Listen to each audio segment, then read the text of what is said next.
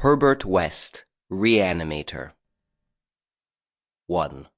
From the Dark. Of Herbert West, who was my friend in college and in after life, I can speak only with extreme terror. This terror is not due altogether to the sinister manner of his recent disappearance, but was engendered by the whole nature of his life work, and first gained its acute form more than 17 years ago, when we were in the third year of our course at the Miskatonic University Medical School in Arkham. While he was with me, the wonder and diabolism of his experiments fascinated me utterly, and I was his closest companion.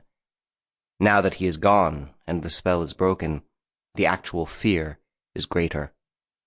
Memories and possibilities are even more hideous than realities. The first horrible incident of our acquaintance was the greatest shock I have ever experienced, and it is only with reluctance that I repeat it. As I have said, it happened when we were in the medical school, where West had already made himself notorious through his wild theories on the nature of death and the possibility of overcoming it artificially. His views, which were widely ridiculed by the faculty and his fellow students, hinged on the essentially mechanistic nature of life, and concerned means for operating the organic machinery of mankind by calculated chemical action after the failure of natural processes. In his experiments with various animating solutions, he had killed and treated immense numbers of rabbits, guinea pigs, cats, dogs, and monkeys till he had become the prime nuisance of the college.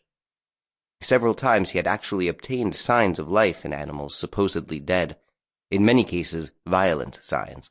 But he soon saw that the perfection of this process, if indeed possible, would necessarily involve a lifetime of research. It likewise became clear that, since the same solution never worked alike on different organic species, he would require human subjects for further and more specialized progress. It was here that he first came into conflict with the college authorities, and was debarred from future experiments by no less a dignitary than the dean of the medical school himself, the learned and benevolent Dr. Allen Halsey, whose work in behalf of the stricken is recalled by every old resident of Arkham. I had always been exceptionally tolerant of West's pursuits, and we frequently discussed his theories, whose ramifications and corollaries were almost infinite. Holding with Haeckel that all life is a chemical and physical process, and that the so-called soul is a myth, my friend believed that artificial reanimation of the dead can depend only on the condition of the tissues, and that unless actual decomposition has set in, a corpse fully equipped with organs may with suitable measures be set going again in the peculiar fashion known as life. Sample complete.